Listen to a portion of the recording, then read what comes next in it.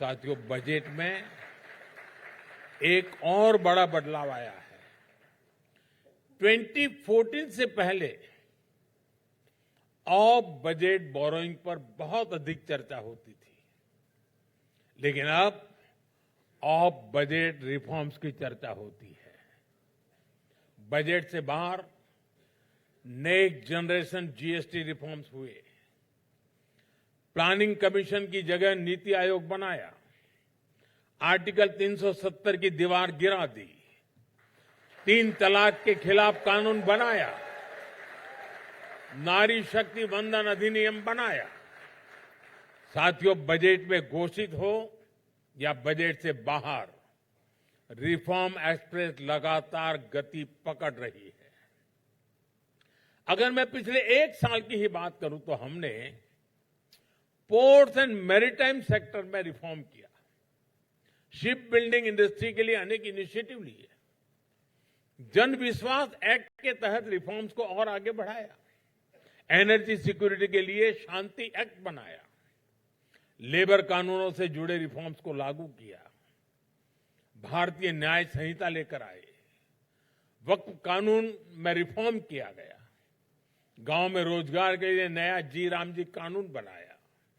ऐसे अनेक रिफॉर्म्स साल भर होते रहे हैं। साथियों, इस साल के बजट ने रिफॉर्म एक्सप्रेस को और आगे बढ़ाया है। वैसे तो बजट के बहुत सारे आयाम हैं, लेकिन मैं 2 इंपॉर्टेंट फैक्टर्स की बात करूंगा, कैपेक्स और टेक्नोलॉजी। बीते वर्षों की भांति इस बजट में भी इंफ्रास्ट्रक्चर पर खर्च को बढ़ाकर करीब 17 लाख करोड़ रुपए कर दिया गया है। और आप जानते हैं कि कैपेक्स का मल्टीप्लायर इफेक्ट कितना बड़ा होता है। इससे देश की कैपेसिटी और प्रोडक्टिविटी बढ़ती है। अनेकों सेक्टर्स में बहुत बड़ी संख्या में जॉब क्रिएशन भी होती है। 5 यूनिवर्सिटी टाउनशिप का निर्माण, देश के टियर 2, टियर 3 शहरों के लिए सिटी इकोनॉमिक रीजन्स का निर्माण और 7 नए हाई स्पीड रेल कॉरिडोर, ऐसे बजट अनाउंसमेंट सही मायने में युवाओं पर, देश के फ्यूचर पर ये इन्वेस्टमेंट है। साथियों, बीते दशक में हमने टेक्नोलॉजी और इनोवेशन को ग्रोथ का कोर ड्राइवर माना है। इसी सोच के साथ देश में स्टार्टअप कल्चर, हैकाथॉन कल्चर, उसको हमने प्रमोट किया। आज देश में 2 लाख से अधिक स्टार्टअप, रजिस्टर्ड स्टार्टअप्स हैं और ये डाइवर्स सेक्टर्स में काम कर रहे हैं।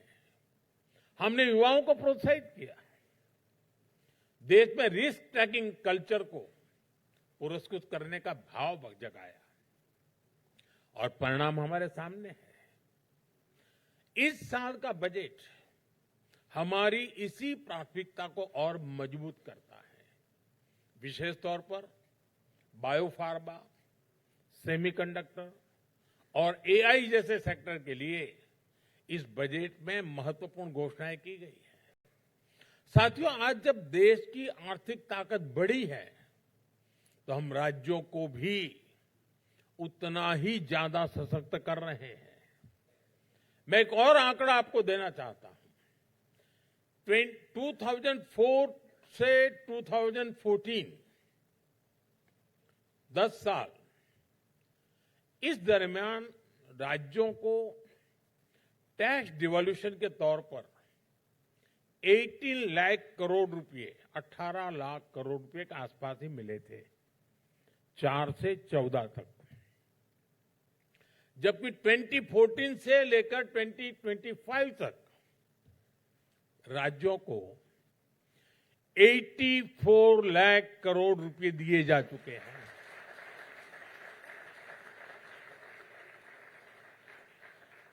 अगर मैं इस साल बजट में प्रस्तावित लगभग 14 लाख करोड़ का आंकड़ा और जोड़ दूं तो हमारी सरकार में राज्यों को टैक्स डिवॉल्यूशन के करीब करीब 100 लाख करोड़ रुपए मिलने तय हुए हैं।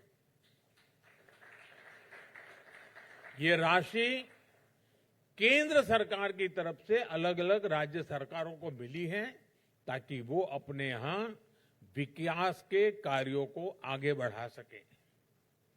साथियों, आजकल आप लोग भारत के एफटीएस यानी फ्री ट्रेड डील्स पर काफी चर्चा कर रहे हैं और मैं यहां एंटर हुआ वहीं से शुरू हो गए लोग। दुनिया भर में इसका एनालिसिस हो रहा है, लेकिन मैं आज इसका एक और इंटरेस्टिंग एंगल आपको बताता हूं। मीडिया को जो चाहिए वो तो इसमें नहीं होगा शायद, लेकिन हो सकता है कुछ काम में आ जाए। और मैं पक्का मानता हूं जो बात मैं कहने जा रहा हूं, आपने भी इसके बारे में विचार नहीं किया होगा। क्या आपने कभी सोचा है कि आज इतने सारे विकसित देशों के साथ फ्री ट्रेड डील्स हो रहे हैं, क्या यही काम 2014 से पहले क्यों नहीं हो पाए? देश वही, युवा शक्ति वही, सरकारी सिस्टम वही, तो बदला क्या?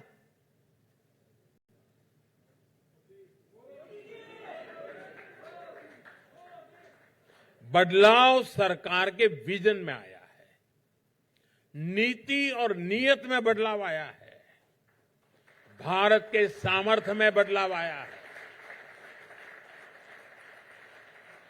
साथियों, आप जरा सोचिए, फ्रेजाइल 5 इकोनॉमी जब थी तब कौन हमारे साथ डील करता? गांव में भी गरीब की बेटी को कोई रईस के परिवार वाला शादी करता है क्या? वो उसको छोटा मानता है। हमारा भी यही हाल था भाई दुनिया में। जब देश पॉलिसी पैरालिसिस से घिरा था, चारों तरफ घोटाले और घपले थे, तब कौन भारत पर भरोसा कर पाता? 2014 से पहले भारत में मैन्युफैक्चरिंग का बेस बहुत कमजोर था और जिसके कारण पहले की सरकारें भी डरती थी। एक तो कोई आता नहीं था और जरा से भी कोई कोशिश करे तो ये लोग भी डरते थे।